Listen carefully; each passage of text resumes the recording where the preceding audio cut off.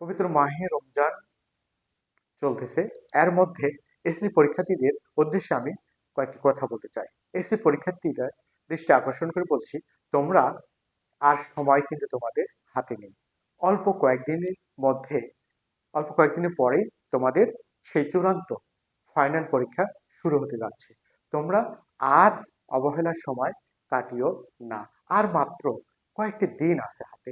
এজন্য তোমরা ছোট্ট করে যারা আসলে পাস করতে চাও, তারা বইয়ের যে কটা বই আছে সেই বইগুলো তোমরা আয়ত্ত নিয়ে চলে আসো এবং তোমরা একটা সাজেশন তৈরি করো। সাজেশন তৈরি করলে হবে কি, যে দেখবে তোমরা খুব সুন্দরভাবে পরীক্ষা দিতে পারতেছো। সাজেশনের আকারে তোমরা যদি পড়ো তাহলে তোমাদের পড়া কম লাগবে, যেহেতু সময় একবারেই কম।